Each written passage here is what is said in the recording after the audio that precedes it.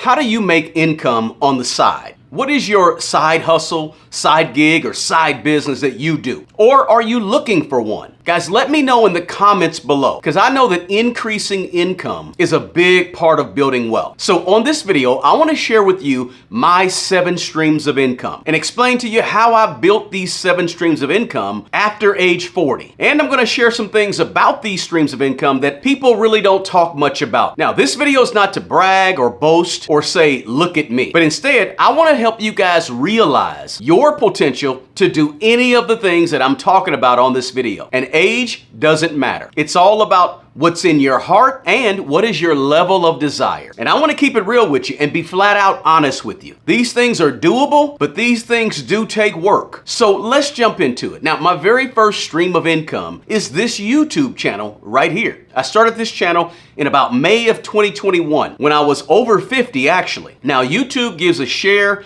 of its ad revenue to the creators based on a lot of different factors. But the one factor that means the most is views. So with that said, guys, share this video if you get anything of value out of this video with someone who you know. But I had to learn everything when I got started, guys. From creating and finding topics to talk about, to how to get comfortable in front of the camera, to where to actually look into the camera instead of looking here or looking here or looking down here. I had to learn that I had to look right there to be looking directly at the camera, and how to remember what to talk about, what to say, how to be natural, how to speak up and in the right voice and audio and camera settings, and then how to use YouTube, right? How to actually upload and all that good stuff about how to present it on YouTube. Now, I got monetized on YouTube back in December of 2022, which was about 18 months after I started. Guys, I do it all on my own, right? I write it, I film it, I edit it, I upload it, I do my own thumbnails, and with over 400 videos,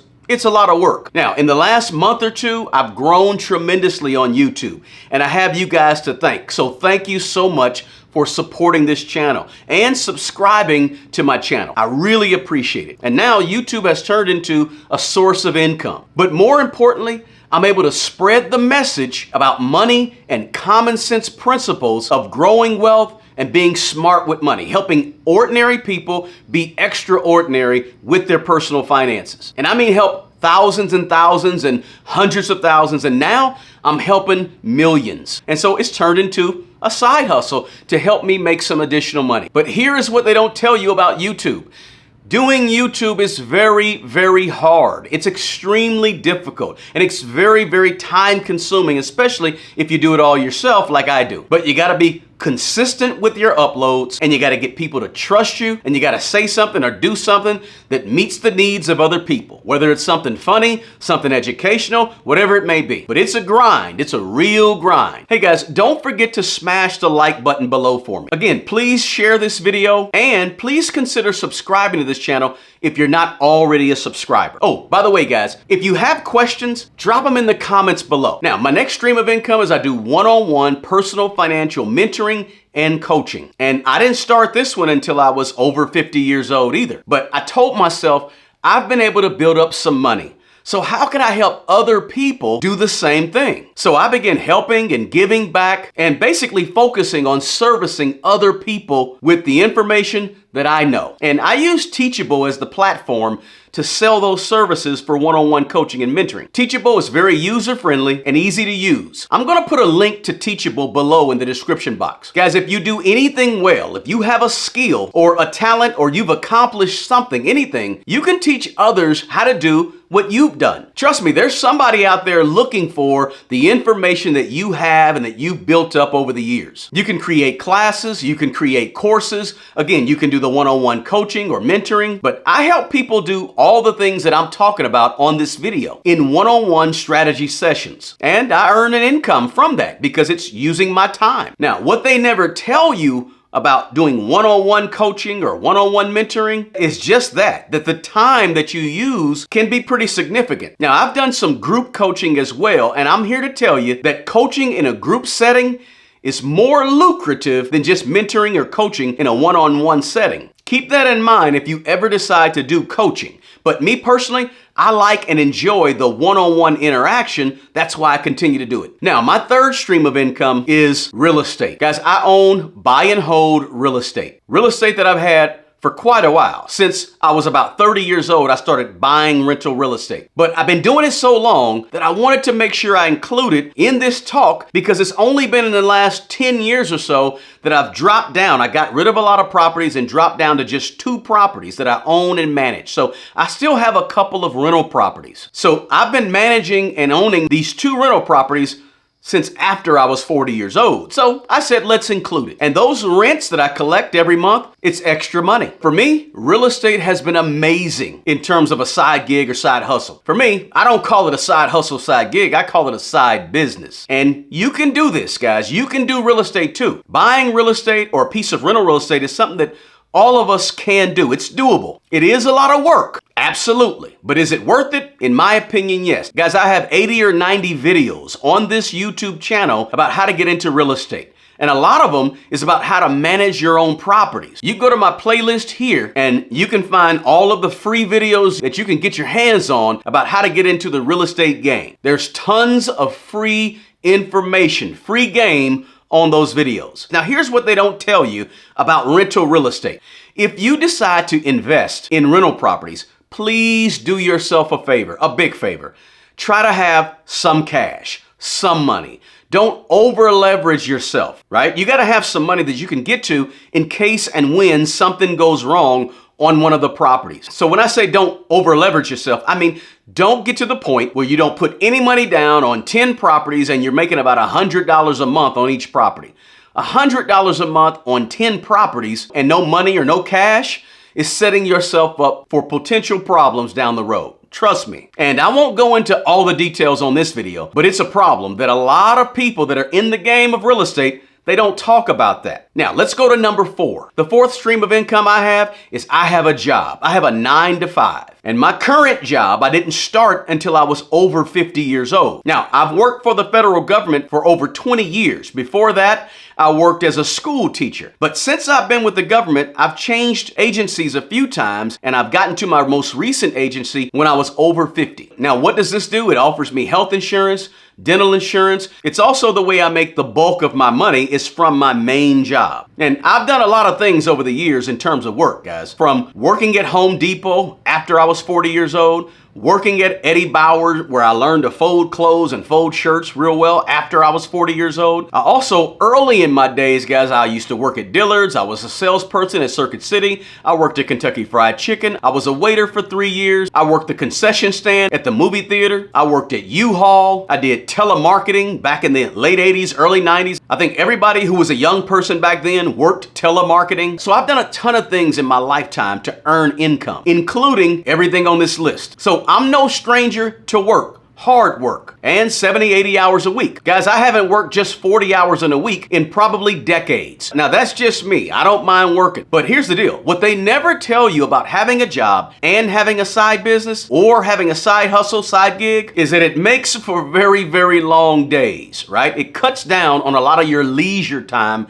that you have. Just being honest with you. It's hard. Now, when I'm at my 9 to 5, I work at my job. But when I leave my 9 to 5, then I go do the work that I really enjoy. Hey, if you're trying to juggle a full-time job and a side hustle, let me know in the comments below. I might have some words of encouragement, motivation, or maybe even be able to answer your question or comment with some information that might help you. So leave that in the comments below as well. Now, my 5th stream of income is this. I do voiceovers. I take this gift of voice that I have and I use it to make money. Now, I started doing that for my church about 13 or 14 years ago. But then in 2019, when I was almost out of my 40s, I decided maybe I can do this on my own on the side. And so I started with the low-hanging fruit that was out there. I started on a website called ACX.com. And that's where people that have their books on Amazon, they solicit the services of getting their books in an audio format on ACX.com. And you, as a voiceover artist or somebody looking to get into it, you can go on there and start to read books for people. And that's where I started. I started doing audiobooks. Now I'm a freelance voiceover artist on Fiverr, but I also have an agent and I get a little bit of work through my agent as well. But you need equipment, you need coaching, you need a space in your home that's quiet and maybe has been treated for sound. You need to learn how to use editing software. And if you want to get into voiceovers, you need to learn how to market yourself. And I say that, guys, because this is what they don't tell you about voiceover. 90% of what you're doing when you do voiceover work is auditions. You're constantly auditioning all the time. That's the bulk of work that you're going to be doing is auditioning. Now, I have a video explaining how I got into voiceovers a little more thoroughly. I'll drop that in the description box below. Feel free to check that out. But if you're interested in it, you can do it. You don't have to have the most perfect, greatest, most gifted voice to be a voiceover artist. Now, let me say this, guys, full disclaimer. One of the ways of making money that I make a tiny bit of money on right now, and I'm just now learning about, so I didn't include it in my 7 income streams, is affiliates and affiliate marketing. When you click certain links that I have in the description box below, I get some sort of credit for that, right? Now, again, I'm just now understanding and learning about affiliate marketing. So again, I didn't list that this time as one of my 7, but maybe next time I do this video in 6 months or so, maybe I'll have an 8th stream of income getting paid through affiliates. We'll see. Now let's jump to number 6. My 6th stream of income is through eBay. I sell on eBay, and I've sold on eBay basically since about 2013 when I was over 40. I still have about 70 or 80 items for sale on eBay today, and it's an income generator. Just last week, I had to ship off a couple of pairs of shoes that sold. I started doing eBay back in 2013 to help pay my daughter's way through college. There was no money saved up for her, and she had to get scholarships, and I had to do eBay, and we was gonna make that thing work. We made it work. She graduated in 2017, debt-free, no student loans. And in about 6 years of selling on eBay, I sold well over $100,000 in revenue on eBay with about 50% profit margins. So I netted over $50,000 just from selling on eBay. And most of what I sold was shoes. But I got to the point, guys, in 2012 when she was about to go to college where I said, I don't want to go work at Home Depot anymore. There's something else that I can do to generate some income. Let me see what's on this internet. And I learned to sell shoes by watching a lady on YouTube and see what she did, how she did it, and I just emulated it and learned along the way. That's how I learned to sell on eBay. I took an $80 camera and an old used laptop and made a boatload of money on eBay. And eBay was huge for me. Nowadays, there's a lot of different places where you can sell, whether it be Shopify, Etsy, Alibaba, Amazon, eBay. There's tons of places right now, more so than there were just 10 or 11 years ago. But what I found about selling on eBay, something that most people don't really talk much about, is I found a niche. I found something that I knew a little bit about and I could learn about and I could stay in my lane on eBay. I started selling things around my house. But ultimately, several months later, I honed in on shoes. I zeroed in and focused on selling men's and women's shoes on eBay. So you can do this, guys. You can do eBay from home or another one of the platforms for selling items. But of course, you got to learn the platform. You got to take clear photos. You got to understand how to upload. You got to understand how to sort of market your products. And hey, I teach people how to do all of these things on eBay, and I have a short ebook explaining exactly how to do it to maximize your profits and get started. And I'll leave a link in the description box below to that ebook. Now, that takes me to number 7. Speaking of that short ebook that I have on how to sell on eBay, I sell digital products. So number 7 is digital products.